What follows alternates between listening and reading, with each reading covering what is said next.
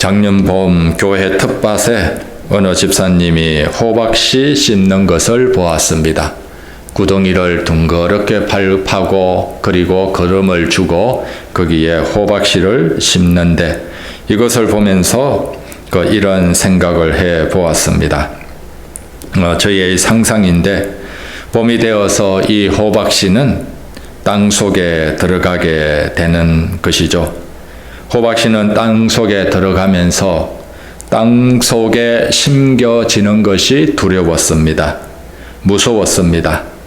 호박씨는 가능하면 땅에 심겨지고 싶지 않았습니다. 땅에 심겨진다는 것은 죽는 것과 같은 것으로 생각을 했기 때문입니다. 그러나 이 호박씨는 땅 속에 심겨지면서 흙으로 덮이고 어두움에 갇히게 되었습니다. 두려웠습니다.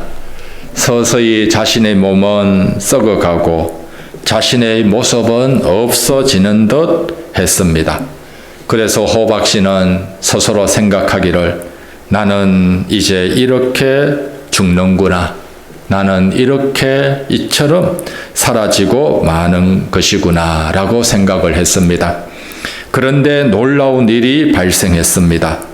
죽고 없어지는 듯한 자신의 몸에서 새로운 새싹이 나는 것입니다. 파란 새싹이 자신의 썩어지는 몸에서 싹이 트는 것을 보고 느끼고 신기해 했습니다. 그리고 이 새싹이 자라기 시작하는 것입니다.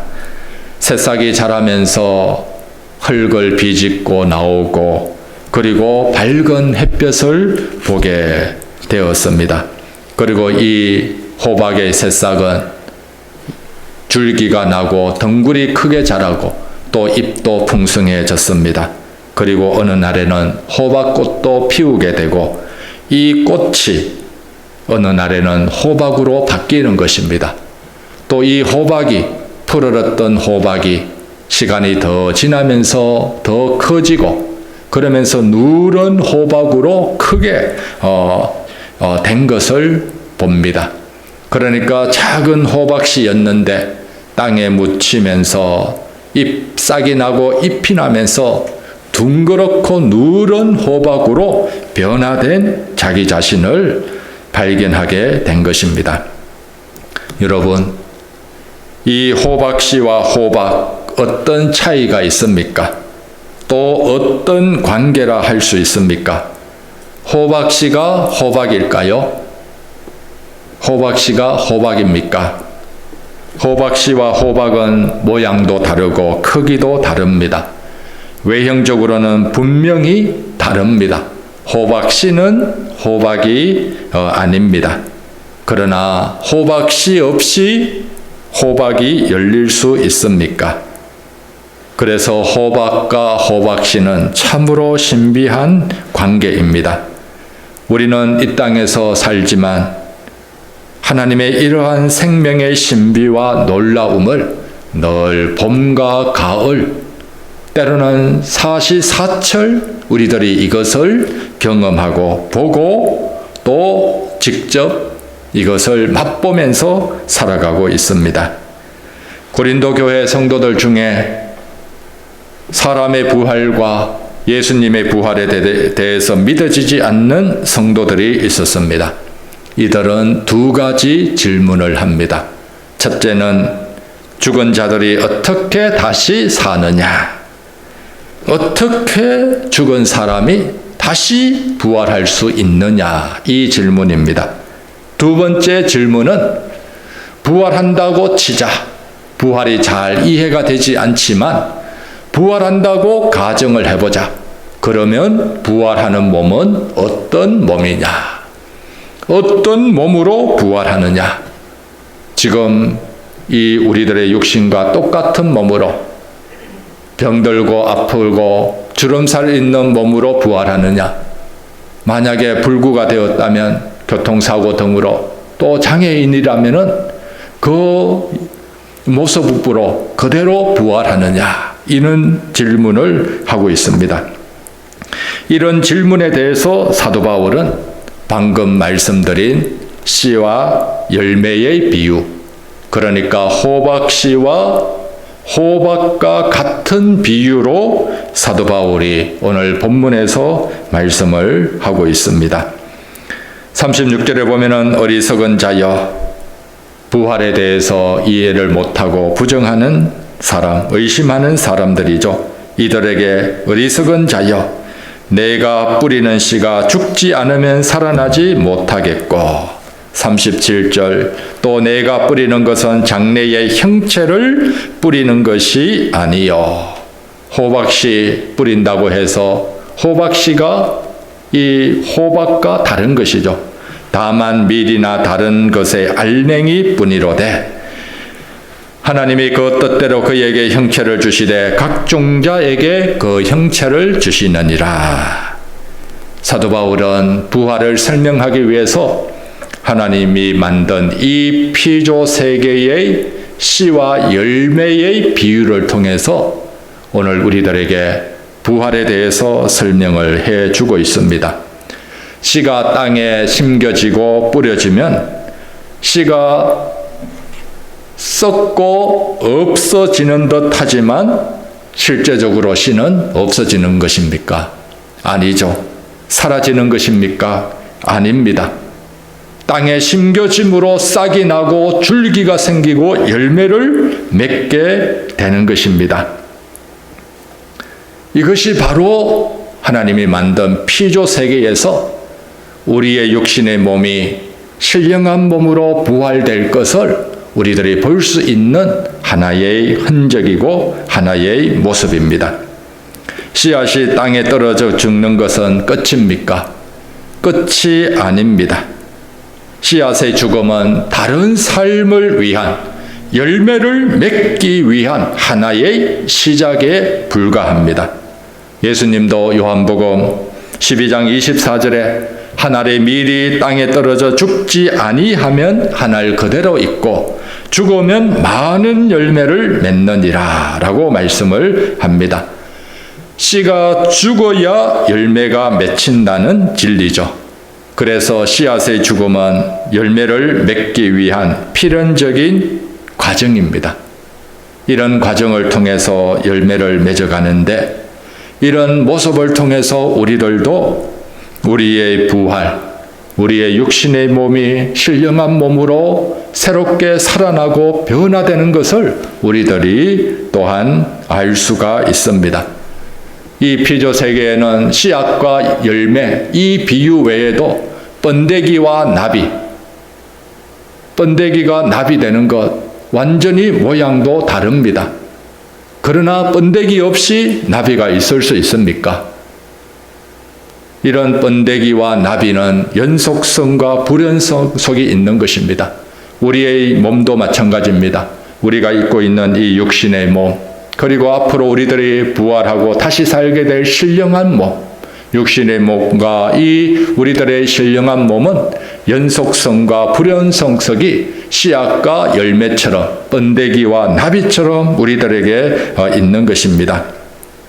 이런 피조 세계의 여러 자연 현상을 보면서 하나님의 섭리를 보면서 오늘 우리들도 지난 주일에 부활주일 이후 우리들에게도 예수님의 부활이 우리들의 부활이고 우리들도 예수님의 부활처럼 부활의 모습을 우리들이 입을 수 있는 소망을 가지시기를 바랍니다.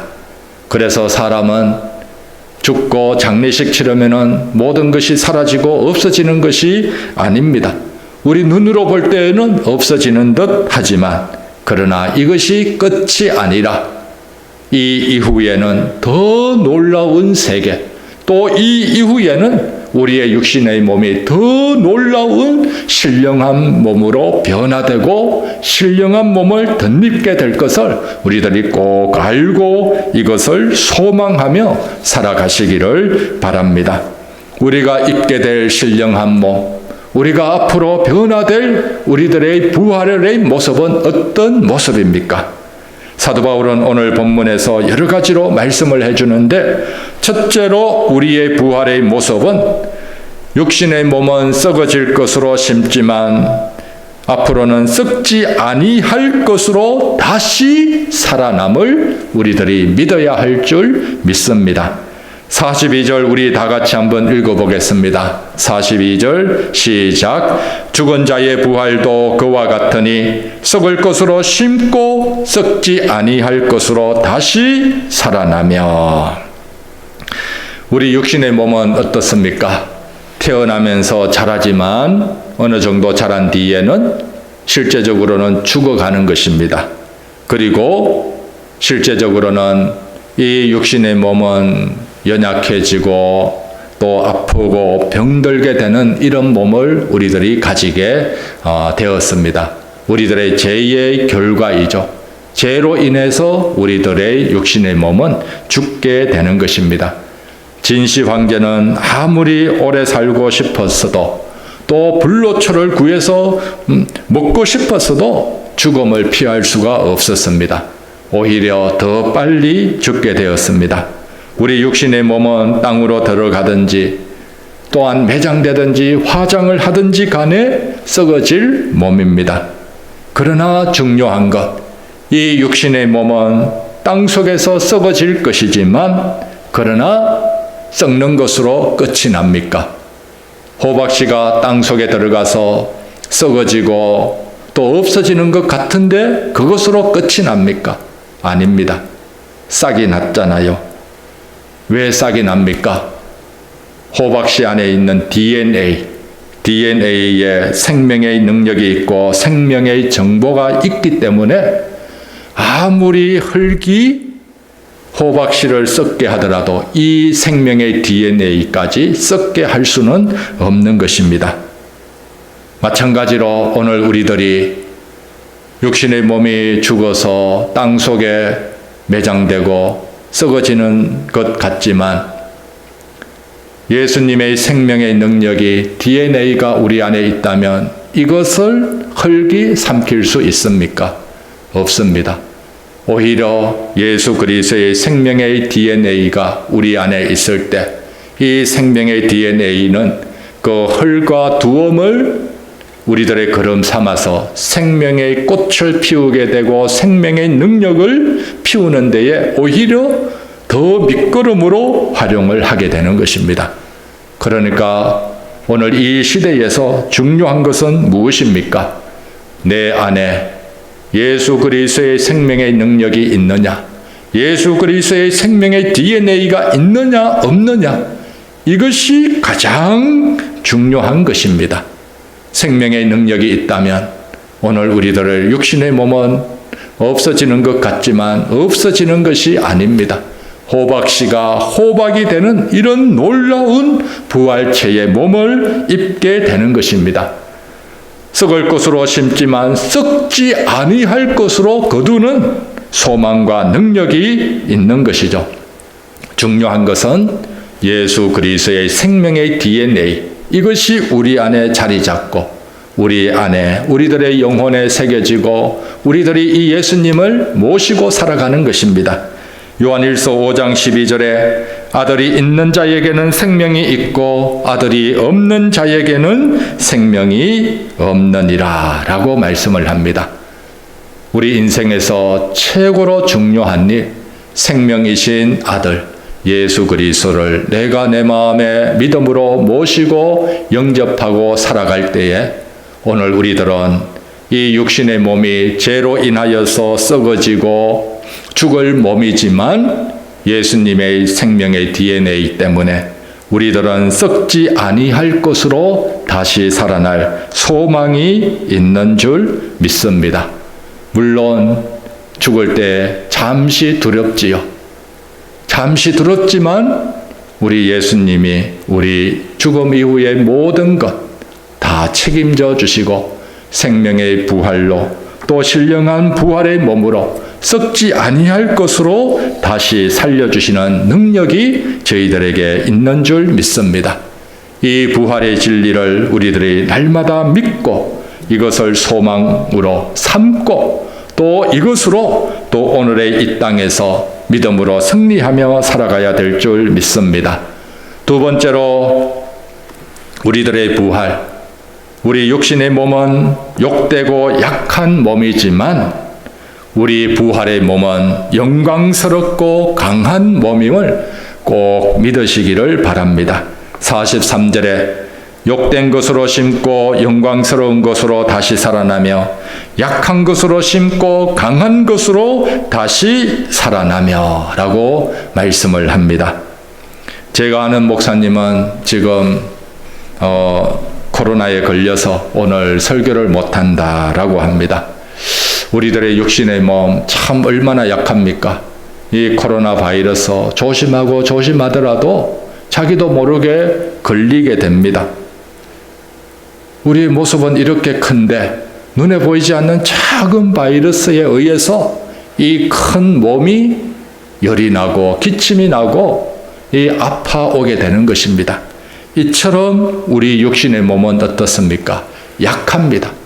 작은 것에도 약하고 또 피곤하면 또 몸이 면역체가 무너질 수 있는 이런 우리들의 연약한 육신의 몸입니다.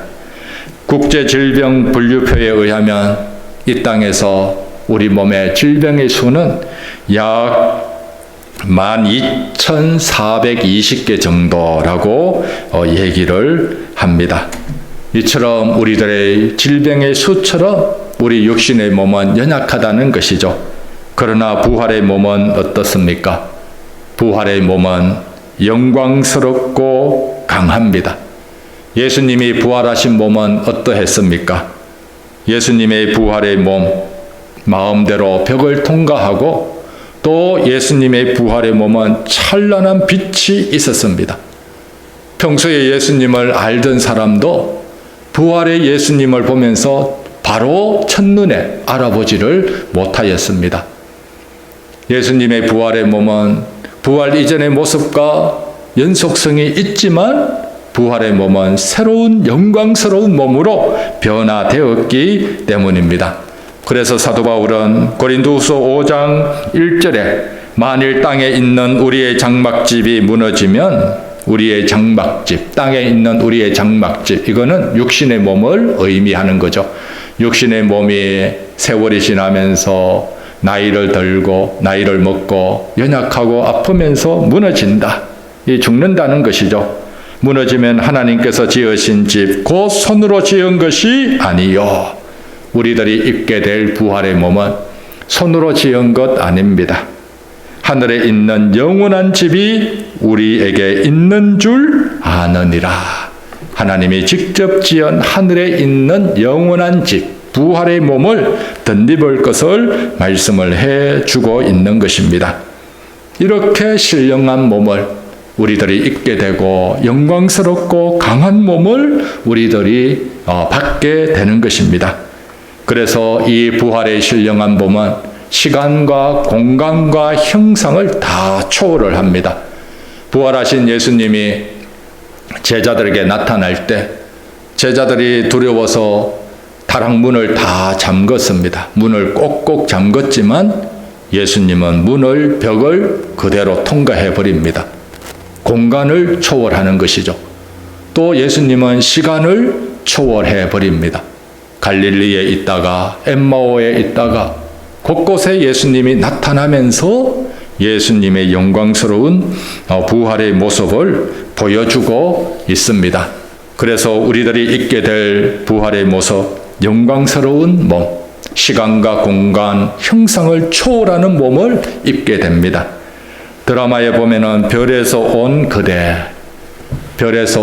그대 이 드라마가 있는데 그 외계인이 그 지구에 와서 이 사랑하는 사람과 함께 있기도 하고 또 갑자기 사라지기도 합니다. 갑자기 사라지지만 사랑하는 사람을 떠났는가? 그렇지 않습니다. 갑자기 사라지는 듯 했지만 사랑하는 사람을 늘 보면서 또한 지켜주고 있는 것입니다. 부활하신 예수님도 마찬가지입니다. 또 우리가 입게 될 부활의 몸도 마찬가지입니다. 지금 우리가 사는 이 땅, 시간과 공간과 형상, 이걸 초월하는 몸이 부활의 신령한 몸입니다. 성경에는 예수님이 앞으로 재림할 때 멀리서 우주선 같은 걸 타고 온다, 이런 표현을 하지를 않습니다. 예수님의 부활의 모습은 나타났다, 이렇게 말씀을 합니다. 나타났다. 나타났다는 어떤 의미입니까? 지금 부활의 몸은 예수님은 우리와 함께 하고 있습니다. 함께 하고 있는데 시간과 공간을 초월해서 시간과 공간에 제약된 우리의 눈에 보이지 않을 뿐입니다. 보이지 않지만 시간과 공간 초월에 있는 예수님이 시간과 공간과 형상을 초월해서 우리들에게 나타나면은 우리들이 볼 수가 있는 것입니다. 그래서 부활의 주님은 우리 눈에 보이지 않지만 늘 함께 하시고 우리를 돌보시고 또 우리를 지켜주시는 분이심을 꼭 믿으시기를 바랍니다.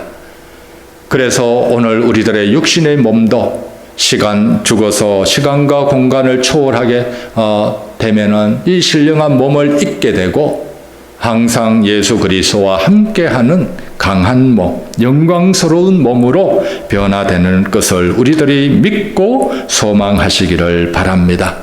세 번째로 우리 육신의 몸은 없어지는 것이 아니라 신령한 몸으로 다시 살아난다는 것, 우리들이 다시 한 번 더 확신하고 부활됨을 꼭 믿어야 되는 것입니다. 44절에 육의 몸으로 심고 신령한 몸으로 다시 살아나나니 육의 몸이 있은즉 또 영의 몸도 있느니라. 여기서 제가 여러분들께 중요한 질문 하나 낼게요. 성경에서 부활은 영혼 불멸과 같은 것일까요? 다른 것일까요? 성경에서의 부활은 영혼 불멸, 영혼이 죽지 않고 사는 것이다. 성경은 영혼 불멸을 부활로 얘기를 하는 것일까요? 맞다라고 생각하는 분, 아니라라고 생각하는 분, 이미 속으로, 마음속으로 여러분들이 자기 자신에게 얘기를 해 보았을 것입니다. 어떤 분들은 부활을 영혼 불멸로 생각하고 오해하기가 쉽습니다. 왜냐하면 이 동양 사상이나 서양 헬라 철학, 영혼 불멸에 대한 사상들이 많잖아요. 인간이 만들어낸 사상인데 자기도 모르게 그걸 가지고 성경의 부활을 그것으로 생각하기가 쉽습니다. 그러나 그렇지 않습니다. 예수님도 자신의 부활은 영혼 불멸이 아님을 말씀해 주고 있습니다. 누가복음 24장 37절부터 쭉 보면은 내 손과 발을 보고 나인 줄 알라. 또 나를 만져보라. 영은 살과 뼈가 없느니라. 예수님이 영혼 불멸로 영으로만 살아났다면 살과 뼈가 없습니다. 그러나 예수님은 예수님의 육의 몸과 함께 부활했기 때문에 너희 보는 바와 같이 나는 있느니라. 살과 뼈가 있습니다. 부활하신 예수님, 도마가 만져보고 싶다고 할 때 예수님의 이 못자국 난 흔적을 보여주십니다.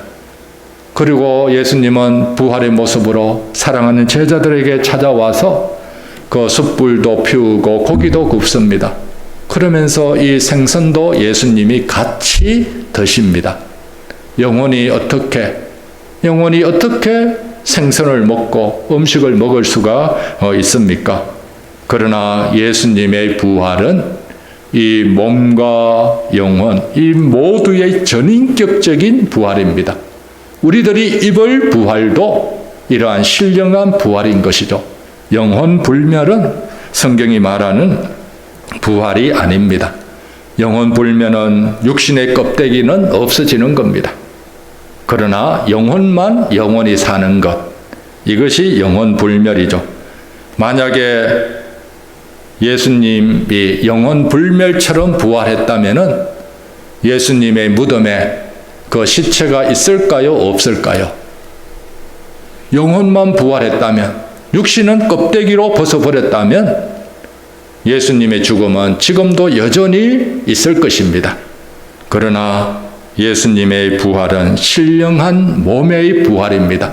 호박씨가 땅에 심겨져서 그리고 그것이 썩고 없어지는 듯하지만 그 안에 있는 생명의 능력이 싹이 나고 줄기가 나고 열매를 맺어가듯이 예수님의 부활은 예수님의 몸과 함께 일어나는 것입니다. 그래서 만져볼 수도 있고 같이 음식을 먹을 수도 있고 그러나 시간과 공간을 초월하는 그런 몸이었습니다. 이런 성경적인 부활에 대해서 우리들이 바로 알고 오늘 이 땅에서 살아갈 때에 우리들에게 부활의 소망이 가득 차기를 바랍니다. 부활의 소망이 있기 위한 능력은 무엇입니까? 아들이 있는 자에게는 생명이 있고 아들이 없는 자에게는 생명이 없다.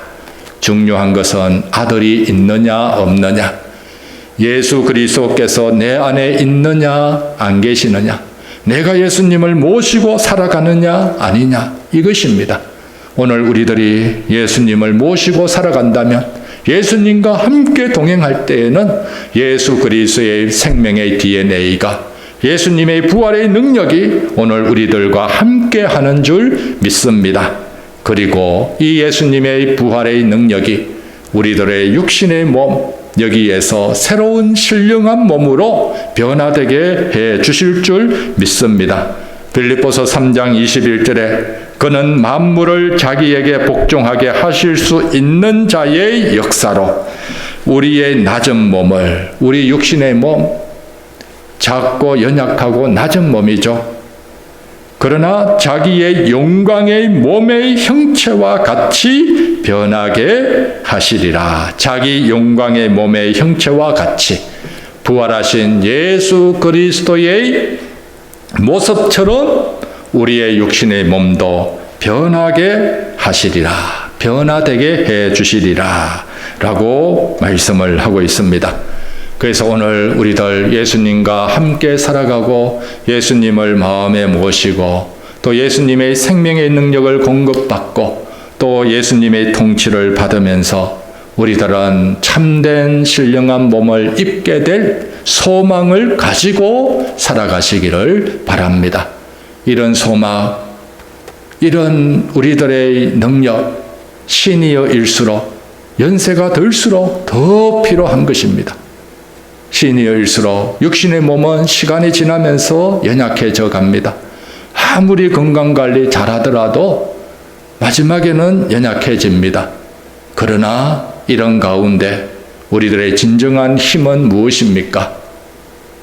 진정한 힘은 예수 그리스도의 생명의 능력이 내 안에 있다, 우리 안에 있다. 이로 인해서 우리의 육신의 몸은 썩어질 것이고 연약하고 아프고 병들 것이지만 예수님의 생명의 능력으로 인해서 예수님처럼 썩지 않는 몸으로, 영광스러운 몸으로, 신령한 몸으로, 시간과 공간을 초월한 신령한 몸으로 부활하여서 하나님 나라의 기업을 받을 수 있게 되는 귀하고 복된 존재가 될 수 있다는 것 꼭 믿고 이를 소망하며 날마다 살아가시기를 바랍니다. 이런 소망으로 오늘을 이기고 이런 소망으로 하나님과 더욱더 교통하고 하나님께 가까이 나아가는 귀한 우리들의 삶이 다 되시기를 주님의 이름으로 축복드립니다. 기도드리겠습니다. 하나님 아버지, 오늘 우리들에게 흙으로 빚은 육신의 몸 주심을 감사드립니다. 이 육신의 몸은 약하지만 또 아프고 병들지만 예수님을 믿음으로 영접하고 예수님과 함께 살 때에 예수님의 생명의 능력이 우리도 예수님처럼 신령한 부활의 몸을 입게 해 주실 줄 믿습니다. 이 부활의 소망으로 오늘도 믿음으로 살게 하여 주시고 이 부활의 주님을 지금 여기서 만나고 경험하고 예수 그리스도의 부활이 오늘 나의 부활이고 나의 승리임을 날마다 소망하며 부활의 능력 가운데 살아가도록 성령께서 인도해 주시옵소서. 예수님 이름으로 기도드립니다. 아멘.